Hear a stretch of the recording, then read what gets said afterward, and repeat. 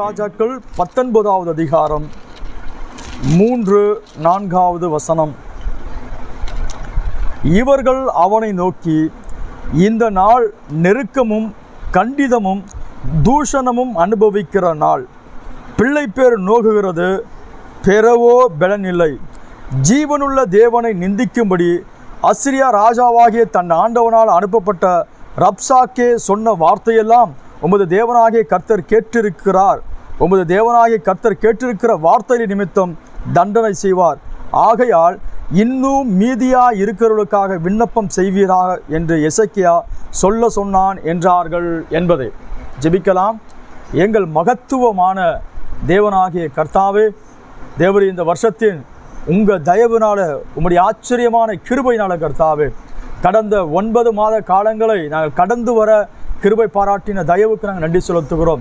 இந்த 10வது மாதத்தை காண அனுகிரகம் செய்த தயவுக்கு நன்றி செலுத்துகிறோம். ஐயா ரட்சகா, நீர் ஒரு குறிப்பிட்ட மாதமும் குறிப்பிட்ட நாள் வரைக்கும் எங்களை பாதுகாக்கிறவர் இல்லை ஆண்டவரே. நாங்கள் பிறந்த நாள் முதற்கொண்டு கர்த்தாவே, எங்கள் கடைசி நாள் வரைக்கும் எங்களை தாங்குவேன், ஏந்துவேன், தப்புவிப்பேன், சுமப்பேன் என்று சொன்ன தேவனாகி கர்த்தர் எங்களை தாங்கி சுமந்து கொண்டு வருகிற தயவுக்கு நன்றி செலுத்துகிறோம். கர்த்தாவே, இந்த நாளில் உமக்கு நன்றி செலுத்துவதற்காகவே நம்ம சமுத்திர கூடி வந்திருக்கிறோம். இரட்சகா, எங்கள் நன்றி எல்லாவற்றையும் உடைய பாதங்களிலே காணிக்க கொண்டு வருகிறோம் ஆண்டவரே. தேவர், இந்த மாதத்தை உடைய பிள்ளைகளுக்கு ஆசீர்வாதமாக இருக்க கர்த்தர் அனுகிரகம் செய்யுங்க. வாசித்த உடைய வேத வசனங்களோடு கூட உடைய ஆசீர்வாதங்களை கூட்டி தந்துள்ளபடியாக மகத்துவமான நாமமாகிய இயேசு என்ற நாமத்தில் வேண்டிக் கொள்கிறோம் பிதாவே. ஆமென். உட்காரலாம். கர்த்தருடைய மகா பரிசுத்தமான நாமத்திற்கு மகிமை உண்டாகட்டும். ஒரு சுருக்கமான தேவனுடைய வார்த்தையை பார்த்து மிக சீக்கிரமாய் முடிச்சிட விரும்புகிறேன். நாம் வாசித்த அந்த வேத வசனம், இவர்கள் அவனை நோக்கி, இந்த நாள் நெருக்கமும் கண்டிதமும் தூஷணமும் அனுபவிக்கிற நாள். பிள்ளை பேர் நோகுகிறது, பெறுவதற்கோ பலன் இல்லை. எசேக்கியா என்ற யூதா ராஜாக்களில் மிக ஒரு நல்ல ராஜா எசேக்கியாவாக இருந்தான். அவருடைய ஜெபங்களை பலமுறை தேவனாகிய கர்த்தர் கேட்டார் என்பது நமக்கு தெரியும். ஒரு நல்ல ராஜா, தேசத்தில் திரும்ப பழைய நிலைக்கினராய் கொண்டு வந்த ஒரு நல்ல ராஜா. இவருக்கு முன்னாடி மோசே செய்த அந்த சர்பத்தை அந்த ஜனங்க வணங்கிட்டு இருந்த காலகட்டத்தில், நிகுஸ்தான் என்ற அந்த சர்பத்தை வணங்கிட்டு இருந்த காலகட்டத்தில் எசேக்கியா வந்த பிறகு அதை உடைத்து போட்டு தேசத்தை தேவன் பக்கம் திருப்பின ஒரு நல்ல மகத்துவமான ஒரு ராஜா. இவனுடைய காலகட்டத்தில் சமாரியாவுக்கு விரோதமாக அசிரியா ராஜா வந்து சமாரியாவை பிடிச்சுக்கிட்டு அவங்களை அடிமையாக்கிட்டு கொண்டு போயிட்டான். அசிரியா ராஜா ஒரு 2 ராஜாக்கள், முதல் ஒரு ராஜா இருக்கிறான், அவன் சமாரியா பிடிச்சிட்டு போகிறான். சமாரியா பிடிக்கப்பட்ட கொஞ்ச காலத்துக்கு பிறகு இப்போது அசிரியா இன்னொரு சனகரிப் என்று சொல்லக்கூடிய அவன் வந்து யூதா ராஜாவுக்கு விரோதமாக பாளையம் இறங்கி அதை பிடிப்பதற்கு வகை தேடிக் கொண்டிருக்கிறான். இந்த நேரத்தில் யூதா ராஜாவாகிய எசேக்கியா என்ன செய்கிறான் அப்படி பார்த்தோன்னா, அந்த ராஜா கிட்ட சமாதானம் பேசி, ஐயா நான் தப்பு பண்ணிட்டேன், நீங்கள் என்ன வரி விதிக்கிறீங்களோ, நான் கப்பம் கட்டணுமோ அதையெல்லாம் செய்கிறேன் என்று சொல்லி அவன் விதித்த அந்த வரியை கட்டுவதற்கு தன்னை ஒப்பு கொடுக்க ஆரம்பித்தான். அது மட்டும் கிடையாது, கர்த்தருடைய ஆலயத்தின் கதவுகளில் இருந்த பொற்தகடையெல்லாம் கழற்றினான். இதையெல்லாம் கொடுத்து அவனை சமாதானப்படுத்திட்டான். திரும்ப கொஞ்ச காலம் ஆன பிறகு இந்த அசிரியா ராஜா தன்னுடைய சேனாதிபதியை அனுப்பி யூதா ராஜாவாகிய எசேக்கியாவுக்கு விரோதமான வார்த்தைகளை சொல்லுவதற்காக ஒரு பெரிய நிருபத்தை எழுதி ரப்சாக்கே என்ற ஒரு மனுஷனிடத்தில் கொடுத்து அனுப்புகிறான். அந்த சம்பவத்தை நம்ம புரிஞ்சுக்கணும். அந்த சேனாதிபதி நிருபத்தை வாங்கிட்டு மிக முக்கியமான மக்கள் எல்லாம் கூடி வரக்கூடிய அந்த சரியான இடத்தில் அவன் நின்று ராஜாவை வர சொல்கிறான். கொஞ்சம் யோசிச்சு பாருங்களேன். ராஜா என்ன இருந்தாலும் ராஜா தான். இவனுக்குரிய எண்ணம் என்ன அப்படி பார்த்தோம்னா, இவன் ஏற்கனவே பல ராஜ்யங்களை ஜெயித்தவனாக இருந்தான். பல ராஜாக்களை தன்னுடைய ஆட்சிக்கு கீழாக கொண்டு வர ஆரம்பித்தான். அதில் ஒன்று சமாரியாவை கூட இவன் பிடிச்சுக்கிட்டு அவங்களை அடிமையாக்கிட்டான். இப்போ ஒரு சின்ன ராஜாவாக இருக்கக்கூடிய எசேக்கியாவுக்கு விரோதமாக இவன் கப்பங்கட்ட சொன்னான். அவனும் அந்த தொகையெல்லாம் ஏற்றுக்கொண்டு அப்படியாக சுமூகமாய் போய்கொண்டிருக்கிற நேரத்தில் திரும்ப ஆட்களை அனுப்பி யூதா ராஜாவாகிய எசேக்கியாவுக்கு விரோதமான கேவலமான வார்த்தை பேசுவதற்காக நிருபத்தை எழுதி அனுப்புகிறான். ராஜாவை கூப்பிட்றான் அந்த சேனாதிபதி. ராஜா என்ன செய்கிறார்னா தன்னிடத்தில் வேலை பார்க்குற சில மக்களை அனுப்புகிறான். வந்த உடனே அவன் நான் இப்படியாக கற்பனை செய்து பார்க்க அவன் ஒரு பெரிய குதிரையில் நின்று இருப்பான். இவங்க போயிட்டு அவங்க முன்னாடி அப்படியே நின்று இருப்பான். எசேக்கியா ஒரு வார்த்தை சொல்லி அனுப்புகிறார். அவன் என்ன சொன்ன கொஞ்சம் கவனிங்க, அந்த சம்பவத்தை நம்ம புரிஞ்சுக்கணும். எசேக்கியா சொல்லி அனுப்புகிறான், அவங்க என்ன சொன்னாலும் என்ன செஞ்சிடாதீங்க, அவசரப்பட்டு பதில் சொல்லிடாதீங்க. ஒருவேளை அவன் கேவலமாக எதனா பேசிட்டா, இவங்க கோவப்பட்டு ஏதாச்சும் வார்த்தை பேசிட்டா பிரச்சனை நமக்கு தான். எசேக்கியா சொல்லி அனுப்புகிற காரியம் என்னன்னா, அவனுக்கு எந்த மறு உத்தரவும் சொல்லிடாதீங்க. போய் பார்த்தா அவன் பார்த்தா ரொம்ப கேவலமாக பேசிகிட்டு இருக்கிறான், யூத பாஷையில் பேசுகிறான். போனவங்க சொன்னாங்க, ஐயா ஜனங்க எல்லாரும் அந்த வார்த்தையை கேட்பாங்க, நீ இந்த ராஜ்யத்துக்கு விரோதமாக ராஜாவுக்கு விரோதமாக பேசிட்டு வரீங்க, யூத பாஷையில் பேச வேண்டாம், நீங்கள் சீரிய பாஷையில் பேசுங்க, சீரிய பாஷை எங்களுக்கு தெரியும். அப்படி சொன்ன உடனே அவனுக்கு எல்லாம் திமிரு பிடிச்சவனுங்க இன்னும் கேவலமான வார்த்தைகளை பேசி எப்படியெல்லாம் பேசணுமோ அப்படியெல்லாம் பேசுகிறான். எசேக்கியா உங்களுக்கு ஏதோ ஒரு விதமான நம்பிக்கையை ஏற்படுத்தி கொண்டிருக்கிறான். எசேக்கியாவை நம்ப வேண்டாம். யுத்தத்தில் மந்திர ஆலோசனைலாம் பலிக்குமா? பலிக்காது. எத்தனையோ ராஜாக்களை எங்க அசரியா ராஜா சனகரிப்பு ஜெயித்திருக்கிறான். ஒருத்தருடைய ராஜாவுடைய தேவனும் எங்க ராஜாவின் கையிலிருந்து அவங்களை தப்புவிக்க முடியல. எசேக்கியா நம்பிக்கிட்டு இருக்கிற கர்த்தர் உங்களை தப்புவிக்க மாட்டார். வேணா நான் சேலஞ்சு பண்றேன், 2000 குதிரைகளை தரேன், அந்த 2000 குதிரைகளுக்கு ஏறத்தக்கதான ஆட்கள் உங்ககிட்ட இருக்கிறான், நான் பார்த்துடலாம். இந்த வார்த்தையெல்லாம் கேட்டு பாருங்க, எந்த அளவுக்கு அவன் கேவலமாய் ஜனங்க கூடுற நேரத்தில் ஒரு தேவ பக்தி நிரம்பின தேவனுக்கு பயந்து வாழுகிற ஒரு ராஜாவுக்கு விரோதமான வார்த்தை பேசுகிறான். காரணம், அவன் பல ராஜாக்களை ஜெயித்திருக்கிறான், சமாரியாவையும் பிடிச்சுக்கிட்டு போயிட்டான், எல்லாரும் தோற்று போயிட்டாங்க. அந்த மிகப்பெரிய தலகர்வத்தினால தேவ மனுஷனாக இவனுக்கு விரோதமாக பேசியிருக்கிறான். இவரால் பதில் எதுவும் சொல்ல முடியலை. அந்த நிருபத்தை வாங்கிட்டு ராஜாவிட்ட கொண்டு வராங்க. தங்களுடைய வஸ்திரத்தெல்லாம் கிழிச்சுக்கிட்டு ராஜாவுக்கிட்ட கொண்டு வந்தோன்னு ராஜாவும் தன்னுடைய வஸ்திரத்தெல்லாம் கிழிச்சுக்கிட்டு அதை நேராக தேவனுடைய சமூகத்தில் வாசிக்கிறாங்க. சமூகத்தில் வாசிப்பதற்கு முன்னாடி ராஜா அந்த காலத்தின் தீர்க்கதரிசியாக இருக்கக்கூடிய ஏசாயாவிடத்தில் இந்த விஷயத்தை சொல்லும்படியாக அனுப்புகிறார். சொல்லுகிறதுக்கு முன்னாடி அவருடைய அனுபவித்த அந்த பிரச்சனையை எப்படியாக சொல்றார் அப்படி பார்த்தோன்னா, பிள்ளை பேர் நோகுகிறது பிறதுக்கோ பலம் கிடையாது. ஏதோ நம்ம அந்த வார்த்தையை வாசிக்கிறோம், அதனுடைய உள்கருத்து எப்படியா இருக்கு பாருங்க. எனக்கு பிள்ளை பேர் நோது, வலி இருந்துகிட்டே இருக்கும், அந்த வலி என்னை விட்டு போனோன்னா எனக்கு பலன் இருக்கணும், பலன் இருந்தால் தான் பிரசவம் ஆகும். அதுக்கான பலமும் கிடையாது, ஆனால் நோய் இருந்துக்கிட்டது, வலி இருந்துக்கிட்டே இருக்குது, என்ன செய்யணும் ஒன்றும் தெரியல. இதை நம்ம பாஷையில் சொன்னீங்கன்னா நம்ம பாஷை இப்படி சொல்லுவாங்க பாருங்க, மெல்லவும் முடியல விழுங்கவும் முடியல, வாயில் இருக்கு மென்னு விழுங்க முடியல, துப்பவும் முடியல, விழுங்க முடியல. அப்படிப்பட்டதான ஒரு இக்கட்டான சூழ்நிலையில் மாட்டிக்கொண்டிருக்கிறான். அவனை நேராக எதிர்க்க முடியாது.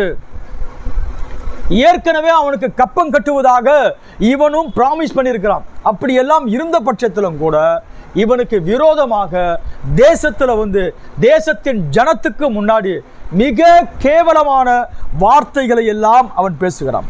ஒரு சேலஞ்சு பண்ண, அவனுக்கு வேற 2000 குதிரைகளை தரும், அந்த 2000 குதிரைகளை நீ என்ன செய்ய முடியும் பார்த்துடலாம். வாசிக்கலாமே. 18வது அதிகாரம் 23வது வசனம், 2 ராஜாக்கள் 18:23. 2000 குதிரைகளை கொடுப்பேன், நீ அவைகள் மேல் ஏறத்தக்கவர்களை சம்பாதிக்க கூடுமானால் அசீரிய ராஜாவாகிய நான் உன்னோடு சபதம் கொள்வேன். பாருங்க என்ன சொல்ற, சேலஞ்சு பண்றான். உனக்கு நாங்க 2000 குதிரை தரோம், எங்க ராஜாவுக்கு விரோதமாக உன்னால யுத்தம் செய்ய முடியுமா? வேணா சபதம் பண்ணு, சேலஞ்சு பண்ணு. இன்னொரு வசனத்தை கூட வாசிக்கலாம், 26வது வசனம். அப்பொழுது எல்கியாவின் குமாரன் எலியாக்கிமும் செப்னாவும் யோவாக்கும் ரசாக்கேயை பார்த்து, உமது அடியாரோடு சீரிய பாஷையிலே பேசும், அது எங்களுக்கு தெரியும், அலகத்தில் இருக்கிற ஜனத்தின் செவிகள் கேட்க எங்களோட யூத பாஷையிலே பேச வேண்டாம் என்றார்கள். யூத பாஷையில பேசிட்டீங்க, ஜனங்கள்லாம் கேட்டுருவாங்க, ஐயா கொஞ்சம் பொறுத்துக்குங்களேன். சீரிய பாஷையில் பேசுங்க. அவன் இன்னும் அதிகமாக சத்தத்தோடு கூட இன்னும் கேவலமான வார்த்தைகள் பேசுகிறான். ஒரு பெரிய ராஜா, ஒரு தேசத்தை ஆளக்கூடிய ராஜா ஜனங்களுக்கு முன்னாடி அவமானப்படுத்தப்படுகிறது எவ்வளவு கேவலமாக இருக்கும். அவனை எதிர்க்க முடியாது, அவனுக்கு விரோதமாக எதையும் பேச முடியாது. அவன் பல ராஜாக்களை அவன் ஜெயித்திருக்கிறான், எதுவும் செய்ய முடியாது. இந்த நேரத்தில் என்ன செய்யணும் ஒன்றும் புரியல ஐயா. இப்போதான் எசேக்கியா என்ன சொல்றாரு அப்படி பார்த்தோன்னா, வேற வழி கிடையாது. பிள்ளை பேர் நோகுகிறது, பெறுவதற்கோ பலன் கிடையாது. ஏசாயாவுக்கு போய் இந்த விஷயத்தை சொல்லிட்டு, ஐயா மீதி இருக்கிற எங்களுக்காக நீர் விண்ணப்பம் செய்யும். இந்த நாள் தூஷணத்தை அனுபவிக்கிற நாள். பல நேரத்தில் பார்த்தீங்கன்னா சில மக்களுடைய வாழ்க்கையில் யாரோ ஒரு இடத்துல கடன் வாங்கிடும். கடன் வாங்கி முடிஞ்சிச்சுன்னா கடனை கொடுக்கக்கூடிய அந்த சரியான சந்தர்ப்பத்தில் கொடுக்க முடியாது. அவன் என்ன செய்வான்னா பார்த்தா எல்லா ஜனங்களுக்கு முன்னாடி கேவலப்படுத்துவான், தூஷணமான வார்த்தை பேசுவான். அவனை எதிர்க்கவும் முடியாது, பணத்தை கொடுக்கவும் முடியாது. இப்படிப்பட்டதான இக்கட்டான சூழ்நிலை அகப்பட்டுக்குவோம். வேற வழியே கிடையாது. பிள்ளை பேர் நோகுகிறது, பெறுவதற்கோ பலன் கிடையாது. என்ன செய்ய போறோம் ஒண்ணுமே தெரியல. தெரிஞ்ச ஒரே ஒரு வழி, ஒரே ஒரு ஆப்ஷன், நேராக தேவனுடைய சமூகத்துக்கு போகுது. எசேக்கியா தேவனுடைய மனுஷனா இருந்திருந்தபடினாலே அவனுக்கு தெரிந்த ஒரே வழி, நேராக தன்னுடைய வஸ்திரங்களை கிழித்து தேவனுக்கு முன்பாக தாழ்த்தி அவன் எழுதி கொண்டு வந்த அந்த நிருபத்தை கர்த்தருடைய ஆலயத்தில் கர்த்தருக்கு முன்பாக வாசிக்கிறான். வாசித்த போது கூட எசேக்கியாவுக்கு தெரியும், நாங்க ஆராதிக்கிற தேவன் யார். அவன் மற்ற ராஜாக்களை எல்லாம் ஜெயித்தது உண்மைதான். மற்ற ராஜாக்களுடைய தேவர்கள் அவருக்கு உதவி செய்யல, அதெல்லாம் உண்மைதான். ஆனா கர்த்தர் அப்படிப்பட்டவர் கிடையாது. எங்க தேவன் ஜீவன் உள்ளவராய் இருக்கிறாரு. பல நேரங்களில் பிசாசு நம்முடைய வாழ்க்கையில இப்படிப்பட்டதான சூழ்நிலையெல்லாம் கொண்டு வந்து வச்ச பிறகு என்ன செய்ய பார்க்கிறோம் அப்படி பார்த்தோம்னா, தேவன் மேல் உள்ள அந்த பிலீவ், நம்பிக்கையை நம்மிலிருந்து எடுத்து போடுவதற்காகவே இப்படிப்பட்ட சூழ்நிலையை எல்லாம் கொண்டு வருவான். தேவன் நம்முடைய வாழ்க்கையில் ஒரு அற்புதம் செய்யணும்னா எல்லா சூழ்நிலையிலும் கடைசி நம்பிக்கை இருக்கிற வரைக்கும் அவரை சார்ந்து கொள்ள கற்றுக்கொள்ளணும். எசேக்கியா அதை தான் செஞ்சான். அவனை எதிர்க்க முடியல, எதிர்த்து ஒரு வார்த்தையை பேசக்கூடாது என்பது கூட எசேக்கியாவுடைய கட்டளையா இருந்தது. வேற வழி கிடையாது. அவனை பார்க்கலும் எங்கள் தேவன் மகா பெரியவரா இருக்கிறார். தேவனுடைய சமூகத்தில் எல்லாத்தையும் சொல்லியாச்சு. இப்ப ஏசாயா கிட்ட ஆள் அனுப்பியாச்சு. ஏசாயா சொல்ற வார்த்தை கவனிங்க. 6வது வசனம் 19:6. அப்பொழுது ஏசாயா அவர்களை நோக்கி, அசீரிய ராஜாவின் ஊழியக்காரர் என்னை தூஷித்ததும் நீர் கேட்டதுமான வார்த்தைகளாலே பயப்படாதையும், இதோ அவன் ஒரு செய்தியை கேட்டு தன் தேசத்திற்கு திரும்புவதற்கான ஆவியை நான் அவனுக்குள் அனுப்பி அவனை அவன் தேசத்திலே பட்டயத்தால் விழ பண்ணுவேன் என்று கர்த்தர் உரைக்கிறார் என்பதை உங்கள் ஆண்டவனிடத்தில் சொல்லுங்கள் என்றார். இப்ப போதும் நினைக்கிறேன். இப்ப இவருக்கு தெரிஞ்ச வழியே தெரியல, என்ன முடிவெடுக்கணும் தெரியல, அடுத்த கட்டத்தில் என்ன செய்யணும் தெரியல. ஒரே ஒரு வழி, நேராக தேவனுடைய சமூகத்துக்கு போது தேவ ஊழியக்காரனாக தீர்க்கதரிசி இடத்துல போய் தன்னுடைய காரியத்தை சொல்வது, தேவனிடத்திலிருந்து பதிலை பெற்றுக்கொள்ளணும்னா ஒரே வழி தீர்க்கதரிசியாக இருந்தார். இன்னைக்கும் கூட நம்முடைய வாழ்க்கையில் வரக்கூடிய எல்லா பிரச்சனைகளுக்கு தேவனுடைய வார்த்தையே நமக்கு வழிகாட்டக்கூடியதாக இருக்கிறது. இன்னைக்கு நாம ஏதோ ஒரு தீர்க்கதரிசியை தேடி போக வேண்டிய அவசியம் கிடையாது. இன்னைக்கு தீர்க்கதரிசிக்கெல்லாம் தீர்க்கதரிசியா இருக்கக்கூடிய பரிசுத்த ஆவியானவர் நம்மோடு கூட இருக்கிறார். அவருடைய விலை மதிப்பற்ற வார்த்தை இருக்கிறது. ஆகையால் தீர்க்கதரிசி அற்புதமான ஒரு வார்த்தையை பிரசங்கித்திருப்பார். நம்முடைய தேவன் எப்படிப்பட்டவனா, எதிர்பாராத வழிகளிலே கிரியை செய்கிற மாறாத தேவனா இருக்கிறாரு. தேவன் என்னதான் செய்ய போறார் தெரியுது, ஆனா எங்களுக்கு ஒரே ஒரு நம்பிக்கை இருக்கிறது. ரொம்ப நெருக்கம், தூஷணத்தை அனுபவிக்கிற நாள். ஜனங்களுக்கு முன்னாடி கேவலப்பட்டாச்சு, ஜனங்களுக்கு முன்னாடி நான் வெட்கப்பட ஆரம்பிச்சேன், என்ன செய்துன்னு ஒன்றும் புரியல. ஏசாயா சொல்றாரு, நீ ஒன்றும் பயப்படாத, நான் எல்லா காரியத்தை பார்த்துக்கிறேன். அவனுக்கு வேறொரு செய்தியை கேட்டு தன்னுடைய தேசத்துக்கு திரும்பி போகிற ஒரு ஆவியை கட்டளையிட போகிறேன். முடிஞ்சு போச்சு. ஐயா ரொம்ப ஃப்ரீ ஆயிட்டாரு. என்னையா நடந்துச்சு? இவன் யுத்தத்துக்கு ரெடி ஆயிட்டு தன்னுடைய ராணுவ வீரரை எல்லாம் கொண்டு வந்து யூதா தேசத்தை அப்படியே முற்றுகை போட்டு இருக்கிறான். அங்க இருக்கிற ராணுவ வீரர்கள் ஏற்கனவே பல ராஜாக்களை ஜெயித்தவர்களா இருந்தாங்க. பல ராஜ்யங்களை ஜெயித்து அவங்க எல்லா வழிமுறைகளை செஞ்சிருக்காங்க. அப்படி பார்த்தா எசேக்கியா அவங்க பார்வைக்கு ஒன்றும் பெரிய ஆளு கிடையாது. எசேக்கியா ஒரு சின்ன ராஜா, கொஞ்சம் பலன் இருந்தது. எனக்கு தெரிஞ்சு எசேக்கியா பெருசா பெரிய பெரிய யுத்தம் செய்ததாக எந்த சரித்திரமும் கிடையாது. தாவீதை போல பெருசா ஒன்றும் கிடையாது. ஆனா இவர்கிட்ட இருந்த சின்ன இராணுவம் தான் இருந்தது. ஒன்றும் பண்ண முடியல. என்கிட்ட ஆட்களும் கிடையாது, இராணுவமும் பலமும் கிடையாது, வேற வழியும் கிடையாது. என்ன செய்யறது? ஆண்டவர் சொன்னார், ஒன்றும் கவலைப்படாத, ஆண்டவர் பார்த்துக் கொள்வார். என்னையா நடந்தது? அசரியா ராஜா தன்னுடைய பாளையத்தை சுற்றிலுமாக இறக்கி வச்சுட்டு யுத்தத்துக்கு எல்லாம் ரெடி ஆயிட்டாரு. எசேக்கியாவுக்கு என்ன நடக்க போதுன்னு தெரியல. ஆனால் தீர்க்கதரிசி ஒரு வார்த்தை சொல்லி அனுப்புறான், ஒன்றும் கவலைப்படாது, நான் ஒரு செய்தியை அனுப்பி அவன் தன்னுடைய தேசத்துக்கு திரும்பி வர பண்ணுவேன். அவ்வளவுதான். ஆண்டவர் சொல்லிட்டார்னா அவர் செய்ய வல்லவராக இருக்கிறாரு. அதுக்கடுத்து இன்னொரு காரியத்தை தேவன் சொல்லவே இல்லை. என்ன செய்ய போறேன் ஆண்டவர் சொல்லலை. அவன் வேறு செய்தியை கேட்டு தன்னுடைய தேசத்துக்கு திரும்பி வர பண்ணுகிற ஆவியை அனுப்புவேன். அவ்வளவுதான். எசேக்கியா ஒரு பக்கம் பயமும் இருந்தது. தேவன் இதை எப்படி செய்ய போறார் தெரியல. கவலையோடு கூட இருந்தார், பயத்தோடு இருந்தார், தேவனுக்கு நன்றி செலுத்திக்கிட்டே இருந்தார். கர்த்தர் தம்முடைய தூதனை அனுப்பினார். ஒரு ராத்திரி வேளையில கர்த்தருடைய தூதன் வந்தான். வந்து 185,000 பேரை ஒரே ராத்திரி எல்லாரையும் கொண்டு போட்டான். கொஞ்சம் யோசிச்சு பாருங்களேன். நம்ம தேவன் எந்த பிரச்சனை இருந்தாலும் எல்லா காரியத்துக்கு நம்ம புத்தியில எதுவும் தோன்றாது. இந்த பிரச்சனை நான் எப்படி சால்வ் பண்ண போறேன், இந்த குழப்பத்திலிருந்து நான் எப்படி வெளியே வர போறேன், வரவே முடியாது. எல்லாருக்கும் முன்னாடி நான் நிந்தனை அனுபவிச்சுக்கிட்டே இருக்கிறவா, இதுதான் முடிவா? இல்லை இல்லை இல்லை இல்லை இல்லை. நீங்களும் நானும் ஆராதிக்கிற தேவன் நீங்கள் அறியாத வழிகளில் உங்களுக்கு உதவி செய்கிற மாறாத தேவனாயிருக்கிறார். தேவன் இப்படி செய்ய போறேன்னு எசேக்கியாவுக்கு சொல்லவே இல்லை. இதை அவர் மறைச்சி வச்சுட்டு வேறொரு விஷயத்தை சொல்றாரு. காலையில அசரியா ராஜா தன்னோட பாளையத்தில் வந்து பார்க்கிறான். எந்த யுத்தம் செய்யல எசேக்கியா, எந்த யுத்தமும் யாருக்கு விரோதமாக வரல. ஆனால் அங்க என்ன நடந்தது? 185,000 பேர் கொண்டு குவிக்கப்பட்டிருந்தாங்கன்னா அவன் நினைச்சு பார்க்க முடியல. தலையெல்லாம் சுத்தி இருக்கும். என்னையா நடக்குது? நான் எத்தனையோ ராஜாக்களுக்கு விரோதமாக யுத்தம் பண்ணுகிறதுல எந்த ராஜாக்குடைய தேவர்களும் என்னோட கைக்கு அவர்களை தப்பி வைக்க முடியல. நான் என்ன நினைச்சேன்? எசேக்கியா தேவன் கூட அப்படிதான் நினைச்சேன். ஆனா எசேக்கியாவின் தேவன் சர்வத்திற்கும் மேலானவராக இருக்கிறார். எசேக்கியா ஆராதிக்கிற தேவன் மகா பெரியவராக இருக்கிறார். அவர் எப்படிப்பட்டவர்? எதிர்பாராத நேரத்தில் எதிர்பாராத வழிகளிலே கிரியை செய்கிற மாறாத தேவனாக இருக்கிறார். இந்த காரியத்தை பார்த்தா ஐயா அப்படியே உடைஞ்சு போகிற நேரத்தில் வேறு ஒருத்தர் யுத்தத்துக்கு வரான். செய்தி வந்து சொல்கிறாங்க. செய்தியை கேட்ட உடனே ஐயா என்ன செய்கிறார் அப்படி பார்த்தோன்னா, தன்னுடைய தேசத்துக்கு போய் தன்னுடைய தேசத்தில் உள்ள இவங்க அசரியாவுடைய தலைநகரம் எதுன்னு பார்த்தீங்கன்னா நினைவு பட்டணம் தான் அசரியா ராஜாவுடைய தலைநகரமாக இருந்தது. ஒரு வசனத்தை கூட வாசிக்கலாம்.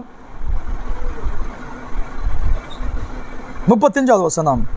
அந்த ராத்திரியில் சம்பவித்தது என்னவென்றால், கர்த்தருடைய தூதன் புறப்பட்டு அசிரியரின் பாளையத்தில் 185,000 பேரை சங்கரித்தான். அதிகாலமே எழுந்திருக்கும் போது இதோ அவர்கள் எல்லோரும் செத்த பிரேதங்களாய் கிடந்தார்கள். அப்பொழுது அசிரிய ராஜாவாகிய சனகரிப் பிரயாணப்படுத்தி திரும்பி போய் நினிவேயில் இருந்து விட்டான். அவன் தன் தேவனாகிய நிஸ்ரோகின் கோவிலை பணிந்து கொள்கிற போது அவன் குமாராகிய அத்ரமேலுக்கும் சரத்சேரும் அவனை பட்டயத்தினால் வெட்டி போட்டு அலராத் தேசத்துக்கு தப்பி ஓடி போனார்கள். கர்த்தருடைய நாமம் மகிமைப்படுவதாக. என்னையா நடந்தது? இக்கட்டு பிள்ளை பேர் நோகுகிறது, பெறுவதற்கு பலன் கிடையாது. இந்த பிரச்சனை நான் எப்படி கையாள போகிறேன்? இந்த குழப்பத்தில் இருந்து நான் எப்படி வெளியே வரப்போகிறேன்? முடிவே கிடையாது. வேற ஒரு மனுஷனா இருந்தா வேற வழி கிடையாது. தற்கொலைக்கு நேராக கடந்து போய் இருக்கணும். கிறிஸ்துவனுக்கு ஒரு திட நம்பிக்கை உண்டு. கிறிஸ்துவ மக்களுக்கு தேவன் அவன் ஆராதிக்கிற தேவன் நீங்கள் அறிந்து கொள்ள கூடாத வழிகளிலே கிரியை செய்கிற தேவனாக இருக்கிறாரு. எசேக்கியா நினைச்சு கூட பார்க்கல என்ன நடந்துச்சு. ஐயா பல ராஜாக்களை ஜெயித்த அதே நிலையில வந்தாரு. தேவன் ஒரு வழியை வச்சிருந்தாரு. ஒரே ராத்திரியில 185,000 பேர் கொண்டு குவிக்கப்பட்டாங்க. எந்த யுத்தமே இல்லாமல். காலையில் எழுந்து பார்த்தா முடிஞ்சு போச்சு. தன்னோட கோயிலை போயிட்டு அவன் கடவுளை வணங்க ஆரம்பிச்சிடான். இவன் நினைச்சா எசேக்கியாவுடைய கடவுள் தப்பிக்க மாட்டான்ட்டு. இவன் கடவுள் இவனை தப்பிக்க முடியாமல் போயிடுச்சு. கோயிலை போய் சாமி கும்பிட்டுட்டே இருக்கிறாங்க. அவனுடைய சொந்த பிள்ளைங்க 2 பையன்க வந்து அவனை வெட்டி கொன்று போட்டு அவனிடத்துல ராஜாவாயிட்டாங்க.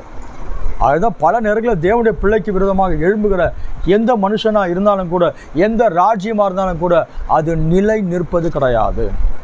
உனக்கு விரோதமாக உருவாக்கப்படுகிற எந்த ஆயுதமும் வாய்க்காதே போகும். உன்னை குற்றப்படுத்துகிற எந்த நாவை நீ குற்றப்படுத்துவ. அதுதான் தேவனுடைய வசனமாக இருக்கிறது. உனக்கு விரோதமாக குழியை வெட்டுவார்கள், தாங்கள் வெட்டின குழியில தானே விழுவான். எசேக்கியா தேவனுடைய மனுஷனாக இருந்தபடியால அவனுக்கு விரோதமாக எழும்பின சனகரிப்பை தேவன் கொன்று போட்டு மிகப்பெரிய பிரச்சனையை மிக சுலபமாக கையாண்டார். நம்ம தேவன் ஒரு காரியத்தை எப்படி செய்வார் நமக்கு ஒன்றும் புரியாது. பல நேரத்தில் வாழ்க்கையில் வந்த பிரச்சனைக்காக நாம் என்னென்னவோ யோசிப்போம். இது இப்படி செய்யலாமா, அது அப்படி செய்யலாமா, என்னென்ன யோசிப்போம். ஒரே ஒரு விஷயம், என்ன யோசித்தாலும் நம்மளால் எதுவும் செய்ய முடியாது. நேராக போங்க, தேவனுடைய சமூகத்துக்கு போங்க, உங்கள் பிரச்சனையெல்லாம் ஒரு பாதபடியில் வச்சுட்டு அமைதியாக காத்துருங்க. அவர் நீங்கள் எதிர்பாராத வழிகளில் கிரியை செய்கிற மாறாத தேவனாக இருக்கிறார். ஒரு முறை சமாரியாவுக்கு விரோதமாக சீரிய ராஜ பாளையம் இறங்கி சமாரியாவை முற்றுகை போட்டா. இது ரொம்ப நாள் முற்றுகை போட்டாச்சு. தேசத்தில் பஞ்சம், வேற வழியே கிடையாது. ஒரு தீர்க்கதரிசி எலிசா வந்து சொல்றான், நாளைக்கு இந்நேரத்தில் சமாரியாவிலே ஒரு மரக்கால் வார்கோதுமைமா 1 சேக்கலுக்கு விற்கப்படும். நம்ப முடியலையா, ஆனாலும் உண்மை. இது எப்படி நடக்கும்? ராஜாவுக்கு கைலாக கொடுக்கிற மனுஷன் சொல்றான், கர்த்தர் வானத்தின் மதகளை திறந்தா கூட அப்படி நடக்காதுப்பா. காரணம், கஜனாவில் எந்த பணம் கிடையாது, ராஜாவிடத்தில் எந்த குதிரையும் கிடையாது, யுத்தம் செய்து ஜெயிக்க முடியாது. ஆனால் தேவன் ஒரு வழியை வச்சிருக்கிறார். சீரிய ராணுவம் ராத்திரியில கூடி இருக்கிற நேரத்தில் தேவன் ஒரு வார்த்தை, ஒரு காரியத்தை வாசிக்கலாம் நினைக்கிறேன். ஒரு வசனத்தை கூட வாசிக்கலாம். 2 ராஜாக்கள் 7வது அதிகாரம் 6வது வசனம்.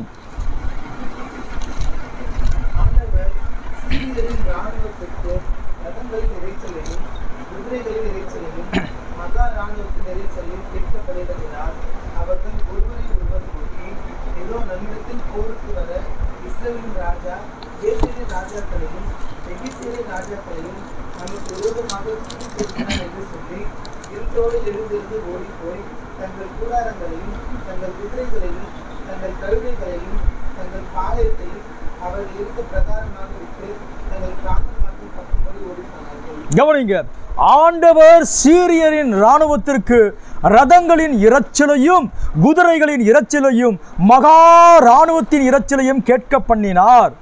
அவர்கள் ஒருவரை ஒருவர் நோக்கி, இதோ நம்மிடத்தில் போக்குவர இஸ்ரவேலின் ராஜா ஏத்தியரின் ராஜாக்களையும் எகிப்தியரின் ராஜாக்களையும் நமக்கு விரோதமாக கூலி பொருந்தினான் என்று சொல்லி இருட்டோடு எழுந்து ஓடிப்போய் தங்கள் கூடாரங்களையும் தங்கள் குதிரைகளும் தங்கள் கழுதைகளும் தங்கள் பாளையத்தையும் அவர் இருந்த பிரகாரமாக விட்டு தங்கள் பிராணனை மாத்திரம் தப்பும்படி ஓடி போனார்கள். எல்லாத்தையும் விட்டுட்டான். கொஞ்சம் யோசிச்சு பாருங்களேன். ஒண்ணுங்களை அவனே கற்பனை பண்றான். தேவன் ஒரே ஒரு காரியத்தை செஞ்சார். அவருடைய காதுகளிலே இராணுவத்தின் இரைச்சலை கேட்கப்பட. அங்க இராணுவம் வரல, குதிரையும் வரல, ஒன்றும் வரல. ஆனா தேவன் தன்னுடைய இராணுவ இரைச்சலை கேட்க பண்ணினார். என்ன நடந்திருக்கும்? ஒரு வசனத்தை கூட வாசிக்கலாம். எசேக்கியேலின் புத்தகம் 1 அதிகாரம் 24வது வசனம்.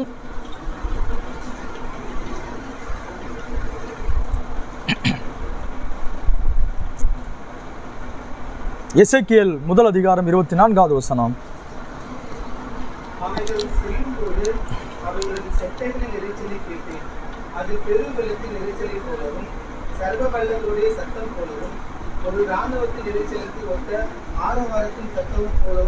போதும். இங்க பாருங்க, எசேக்கியேல் தரிசனத்தை பார்க்கிறார்.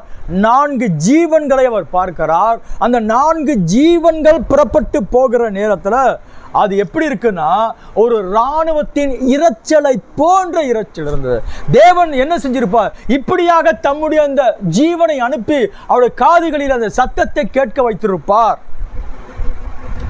அவனே முடிவு பண்ணிட்டான், இவன் மற்ற ராஜாக்களை கூப்பிட்டுட்டு நம்மளை எதிர்க்க வந்திருக்கிறான் நினைச்சு எல்லாத்தையும் விட்டுட்டு ஓடி போக ஆண்டவர் கிருபை பாராட்ட ஆரம்பித்தார். நம்முடைய தேவன் நம்முடைய வாழ்க்கையில் எந்த காரியத்தை எப்படி செய்யணும் என்பதை அவர் அறிந்திருக்கிறார். காட்சிக்கு ஒன்றும் பெரிய காரியம் செய்யப்போது கிடையாது. அவர் பெரிய பிரச்சனையை மிக சுலபமாய் முடிச்சு கொடுத்துருவார். தீர்க்கதரிசியுடைய வாழ்க்கையில் ஒரு முறை பார்த்தீங்கன்னா இந்த இன்கம் டேக்ஸ் கட்ட வேண்டிய மிகப்பெரிய ஒரு பிரச்சனை வந்துடுச்சு. அவங்க என்ன சொல்ல ஆரம்பித்தாங்க பார்த்தீங்கன்னா, இவரை ரொம்ப நாள் கவர்மெண்ட்டு ஃபாலோ பண்ணிக்கிட்டே இருந்தது. அவருக்கு வந்த அநேக செக்கு காசோலையிலெல்லாம் இவருடைய கையொப்பம் விட்டு அது ஊழியத்துக்கு மற்ற காரியத்துக்கு செலவு பண்ணிக்கிட்டே இருந்தார்.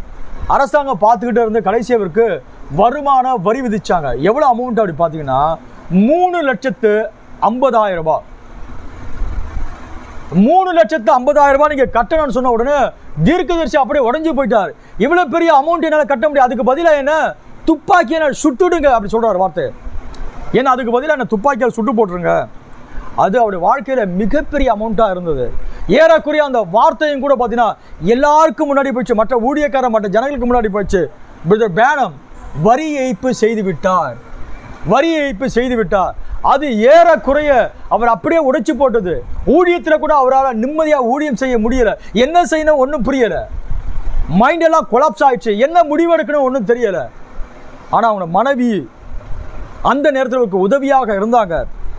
ஒரே ஒரு வழி, ஜெபிக்க ஆரம்பித்தாங்க. தீர்க்கதரிசி சொல்றாரு, தேவன் இன்னும் கூட மீன் வங்கிகளை உடையவராக இருக்கிறாரு. தேவன் இன்னைக்கு கூட மீன் வங்கி உடையவராக இருக்கிறாரு. அந்த கடன் பிரச்சனையில் மிகப்பெரிய குழப்பம். 3,50,000 கட்டினா முடியவே முடியாது. அவர் சொல்றாரு, நான் வாரத்துக்கு $100 சபை எனக்கு சம்பளம் கொடுத்துட்டு, நான் இவ்வளோ பெரிய அமௌண்ட் என்னால் கட்டவே முடியாது. என்ன செய்யணும் ஒன்றும் புரியல, குழம்பிக்கிட்டு இருந்தா. தீர்க்கதரிசி சொல்றாரு, பிசாசு ஒரு மனுஷனுக்கு விரோதமாக எழும்புகிற நேரத்தில் அவன் பல வழிகளில் கையாளுவான். கடைசியாக பிசாசு கையாளக்கூடிய வழி என்னன்னா, அரசாங்கத்தின் மூலமா அவனை எப்படி அடக்கி போடலாம். அதுதான் கடைசி பிசாசுடைய முயற்சியா இருந்தது. வேணா நீங்க பாருங்க, வேதாகமத்தில் இருக்கக்கூடிய இயேசுவை பாருங்க, பவுலை பாருங்க, இப்படியாக மக்களை எல்லாம் பாருங்க. கடைசியாக அரசாங்கம் வந்து அவரை முடக்கி போட முடிவு செய்யும். தேவன் தம்முடைய வழிகளில் என்ன செய்யணுமோ அதை செய்து முடிப்பார். தீர்க்கதரிசியால் அந்த காரியத்தை வெளியே வரவே முடியல. நிம்மதி எழுந்து போயிட்டாரு. ஊழியம் சரியா செய்ய முடியல. ஆனாலும் தேவனாகிய கர்த்தர் எல்லாவற்றுக்கும் ஒரு வழி வைத்திருக்கிறார். கொஞ்ச காலம் ஆன பிறகு அவர் சபையில் வந்து சொல்றாரு, அடிக்கடி சபையில் சொல்லிட்டு இருந்தார், ஒன்றும் கவலைப்படாதீங்க, தேவனாகிய கர்த்தர் இந்த எல்லா விஷயத்திலும் ஒரு சுமூகமான வழியை உண்டு பண்ணி என்னை இந்த காரியத்திலிருந்து அவர் விடுவித்து விட்டார். அந்த தேவன் உங்களுடைய தேவன், அந்த தேவன் என்னுடைய தேவனாக இருக்கார். நம்முடைய வாழ்க்கையில் வரக்கூடிய எந்த பிரச்சனை இருந்தாலும், எந்த போராட்டம் இருந்தாலும், பிள்ளை பேர் நோக்குகிறது, பெறுவதற்கே பலன் இல்லையா, நீ பெற வேண்டாம், உனக்கு பலனை தேவையில்லை. உன்னை பலப்படுத்துகிற ஒருவர் இருக்கிறார். உனக்காக யுத்தம் செய்யக்கூடிய ஒருவர் இருக்கிறார். உனக்காக எல்லாவற்றையும் கல்வாரியில் செய்து முடித்த தேவனாகிய கர்த்தர் நீங்கள் எதிர்பாராத வழிகளில் அற்புதத்தை செய்து அவர் உன்னுடைய தேவன் என்பதை நிரூபிக்க வல்லவராக இருக்கிறார். அந்த தேவனாகிய கர்த்தர் தாமே உன்னுடைய கரங்களை பிடித்து நம்ம பூமியில் எவ்வளவு நாள் வாழப்போறோமோ அத்தனை நாள் முழுசும் உங்களை நடத்த அவர் வல்லவராக இருக்கிறார். நாம் யாவரும் எழுந்து நிற்கலாமே, ஜெபிப்போம்.